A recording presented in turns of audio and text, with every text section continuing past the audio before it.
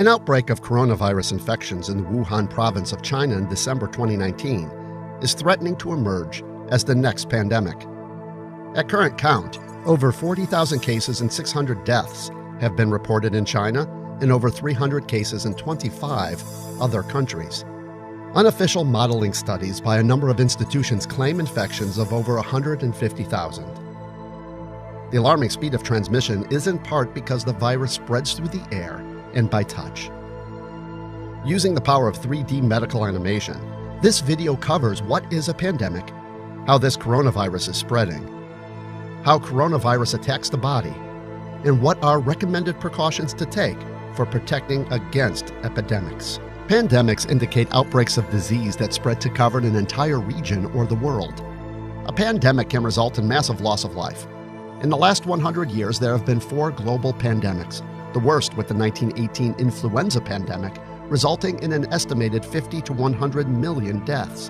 While no global pandemic has been born from the family of coronavirus, 2 regional epidemics have resulted from this family of viruses. They include severe acute respiratory syndrome, or SARS, and Middle East respiratory syndrome, or MERS, in 2001 to 2003 and 2012 to 2015, respectively, and resulted in over 1,500 deaths. Much is yet to be known about the 2019 novel coronavirus.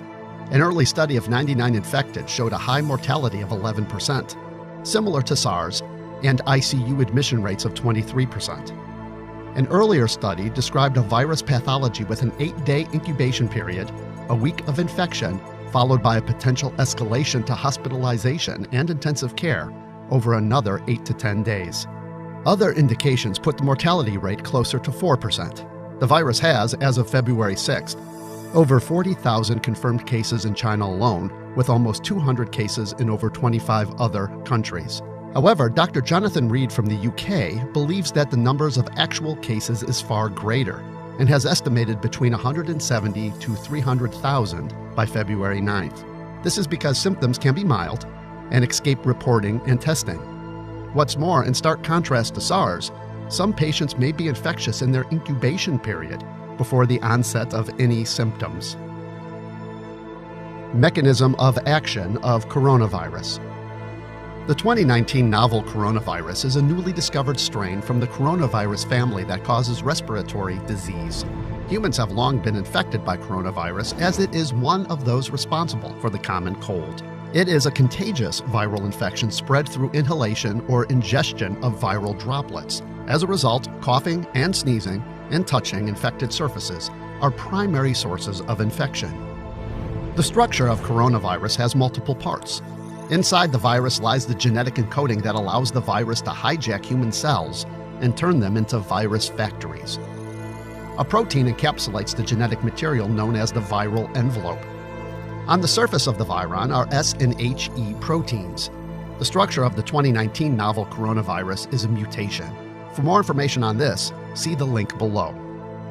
The large S glycoproteins are used by the virus to gain entry to human cells. They most likely attach to angiotensin-converting enzyme 2 receptors on the cell membrane, allowing the virus entry. The exact mechanism for this is not known. Most likely, as shown here, the human cell ingests the virus in a process known as endocytosis.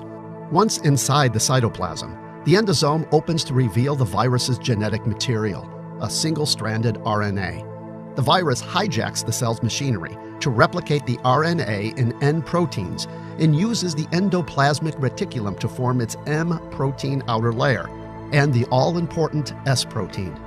After replication, the virus is carried by the Golgi bodies out of the cell in a process known as exocytosis, so that it can infect other cells.